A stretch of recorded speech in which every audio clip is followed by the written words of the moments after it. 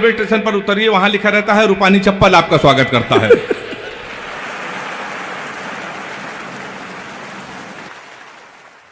हमारे लिए तो कुमार भैया एक दूत हैं जो आए हैं।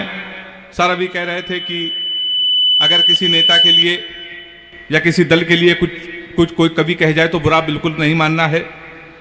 मैं बिल्कुल भी नहीं कहूंगा, खासकर भाजपा वालों को तो कुछ नहीं कहूंगा। उसके दो कारण हैं। सर पहला कारण यह है कि मैं कानपुर में रहता हूं, दूसरा कारण यह है कि मैं कार से चलता हूं। कानपुर वाले की कार जिस दिन से पलटी थी, हमने उसी दिन कसम खा ली कि बीजेपी वालों को हम बिल्कुल नहीं लपेटेंगे, नहीं वो कब हमको लपेट दें इसका कोई भरोसा नहीं है। एक बार ताली बजा के शुरू कर दीजिए। प्रशासन के बड़े लोग बैठे हैं, गौरव भैया को नमन करता हूं। हमारे संतोष भैया कानपुर में थे, यहाँ पर आगे प्रशासन के बड़े अधिकारी हैं।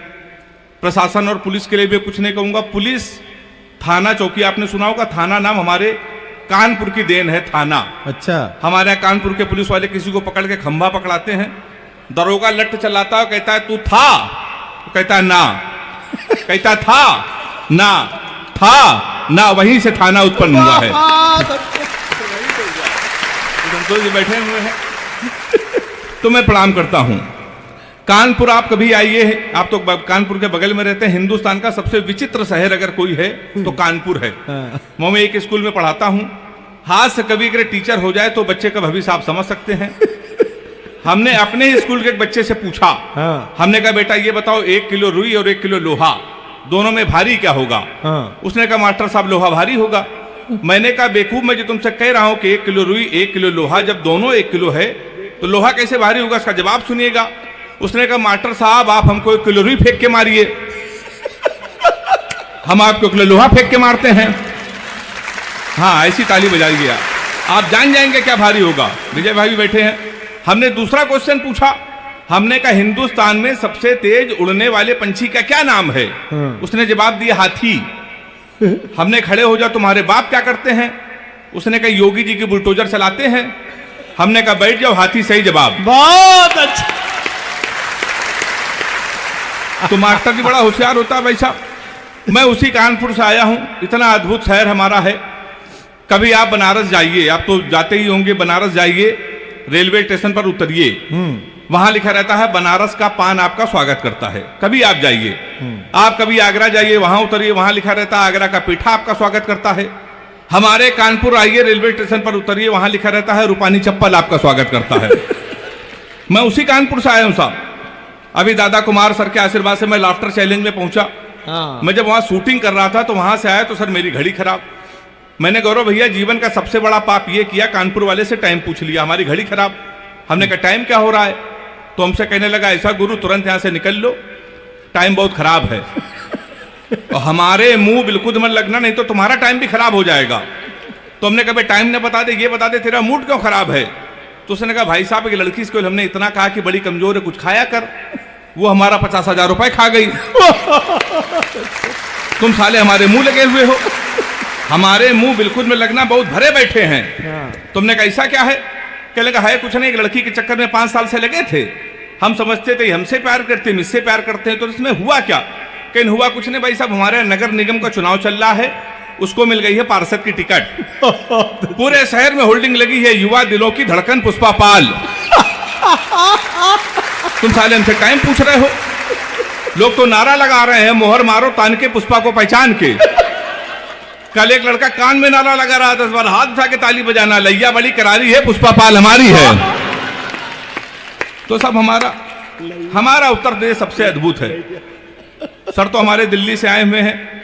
आप कभी दिल्ली जाइए, बंबई जाइए, बंबई के लोग अगर पैसा आ जाए तो अपने बच्चों का कैरियर बनाने के लिए सर करोड़ों खर्चा करते हैं। हरियाणा के लोग अपने बच्चे को स्टार बनाते हैं, स्पोर्ट्स में भेजते, करोड़ों खर्चा। उत्तर प्रदेश एक ऐसा प्रदेश है जहां कैरियर बनाने के लिए कोई खर्चा नहीं।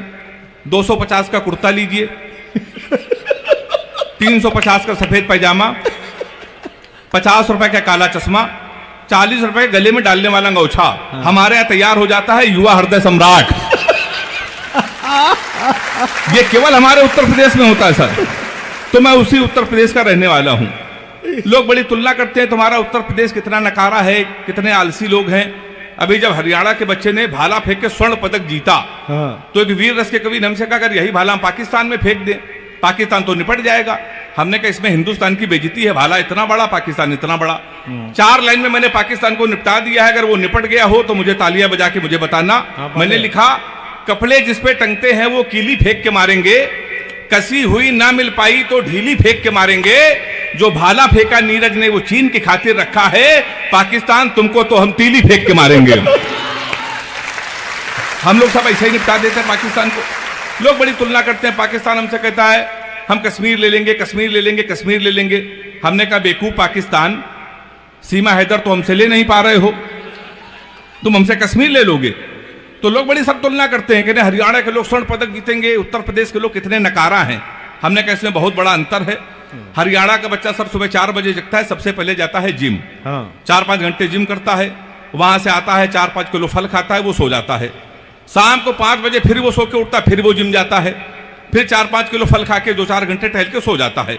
हमारे उत्तर प्रदेश के लड़के कानपुर मल्लावा के 9:30 बजे सुबह सो के उठते हैं, वो भी तब जब उनका बाप उनको लतियाता है। सबसे पहले वो जाता घर के नजदीक पुलिस चौकी, दरोगा के साथ एक सेल्फी लेता है, फेसबुक पे पोस्ट करता है नए चौकी इंचार्ज रामकिशोर कनौजिया भाई साहब का सानिध्य प्राप्त हुआ। ताली हाथ उठा के बजाय एक बार जोरदार। क्या बारीक बात पकड़ी है भाई। ये हमारे उत्तर प्रदेश में होता साहब। शाम को वो सो जाता है, शाम को जब वो सो के उठता है संतोष सर, तो 7-8 लड़कों से जो बियर की बोतल खोलता है, उसी दरोगा को प्रेशर में लेने के लिए स्पीकर खोल के फोन करता है, दरोगा जी नमस्कार, पहचाना? अब दरोगा जी समझते गुरु उस समय इसके मुंह न लगो, इस समय तो उसके लगी हुई है। दरोगा उसका फोन काट देता है, फिर वही दरोगा 12 बजे मारते मारते उसको थाने लेके आता है। अब की सेल्फी डालता है वो दरोगा, गुड्डू भैया 100 ग्राम चरस के साथ धरे गए। फिर गुड्डू भैया की होती रात भर कुटाई। 3 दिन बाद लोकल विधायक उसकी पैरवी करता है, फिर वो छूट के आता है, फिर वो विधायक बनता है। हम कवियों को बुला के सुनता है, ताली बजा सकते हैं। गौरव भैया यहाँ के लिए नहीं है, हमें सुरक्षित कानपुर भी जाना है। तो हमारा उत्तर प्रदेश बहुत अद्भुत है। 2-4-5 मिनट केवल मैं आपके और रहूंगा। रश्मि जी, गजेंद्र प्रियांशु जी श्रृंगार के बहुत बड़े कवि हैं। ये लोग आएंगे, आपको प्यार मोहब्बत की बातें बताएंगे, भटकाने की कोशिश करेंगे। मैंने प्यार मोहब्बत के विषय में सर कोई कविता नहीं लिखी, ऐसा नहीं कि कोई प्रेमिका नहीं है। योगी जी की सरकार, जब योगी जी की सरकार उत्तर प्रदेश में नहीं थी तो 15 प्रेमिकाएं थी। जिस दिन योगी जी उत्तर प्रदेश के मुख्यमंत्री बने, हमने सबसे राखी बंधवा लिया, क्योंकि सर्वाधिक कुटाई किसी की यूपी में हुई तो प्यार करने वालों की। तो मैं प्यार मोहब्बत से बहुत दूर रहता हूं सर, दूर से ले रहता हूं। लड़कियों की बीमारी है, किसी लड़की से कोई क्वेश्चन पूछ लो तो इतना उठपटांग जवाब देती हैं। हमने एक लड़की से पूछा, हमने कहा तुम्हारा फेवरेट कलर क्या है? कहने लगी स्टूपिड कहीं के। कोई मेच्योर क्वेश्चन नहीं पूछ सकते। तो हमने पूछा, हमने कहा 0.8 मिलीलीटर सल्फ्यूरिक एसिड को न्यूट्राइज करने के लिए कितने मोल बाइकार्बोनेट की जरूरत पड़ेगी? तब उसने बता रहा हमारा फेवरेट कलर पिंक है। तो मैं बहुत दूर रहता हूं साहब प्यार मोहब्बत से। मैं तो इतना दूर रहता हूं। लड़कियों की एक बीमारी और है, किसी लड़की को आप गौर से देख लो तो कहेंगी देखो कैसे कुत्ते की तरह देख रहा है, ना देखो तो कहेंगी कुत्ता देख भी नहीं रहा है। तो साहब मैं बहुत दूर रहता हूं।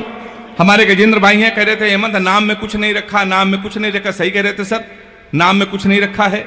मुस्कान नाम था उसका, वो हमारा नुकसान करके चली गई। फिर हम रोशनी नाम की लड़की में शिफ्ट हुए तो 2.5 साल उसने भी हमको अंधेरे में रखा। लोग सही कहते हैं नाम में कुछ नहीं रखा। इन बेचारे लड़कों को देखिए, ये लड़कियों का नाम मोबाइल में सेव करते हैं, my honey baby, my darling, my sweetheart, my जानू। इन बेचारे लड़कों को देखिए, ये लड़कियों के नाम मोबाइल में सेव करते हैं। पप्पू हलवाई, राशिद प्लम्बर, मुन्ना हवलदार। ताली बजाइए जोरदार। तो हमारे साथ तो साहब ये होता है। अभी सर हमको दुबई ले गए थे देश के सबसे बड़े मुशायरे में। तो जब मैं दुबई गया तो हमारी वाली ने सर फोन किया, कहने लगी हमने सुना है तुम दुबई में हो। तो हमने कहा सही सुना है। कहने लगी हमारे लिए एक सोने की चैन ले आना। हमने कहा क्यों? लेकिन दुबई में एक तो सोना सस्ता है और जीवन भर में तुमको याद करती रहूंगी। तुमने कहा पगली हम चैन नहीं लाएंगे फिर भी याद करती रहोगी। उसने पूछा कैसे? हमने कहा जीवन भर सोचो कि हरामखोर से पहली बार कुछ लाने को कहा था, ये वहां से भी खाली है चला आया है। तो सर इसी चक्कर में कोई नहीं टिकता। और मैंने तो एक सबक लिया है, आप भी ले लीजिए। अपनी प्रेमिका को कभी भी रुलाना नहीं चाहिए, क्योंकि 7-8 हरामखोर उसका आंसू पोंछने के लिए हमेशा तैयार रहते हैं। हमारी हालत क्या हो गई है? अंतिम 4 पंक्तियां पढ़कर मुझे पूरे तालियों के साथ विदा कीजिएगा। एक एक प्रेमिका को बांट कर ले गए, जो नहीं माना उसे डांट कर ले गए।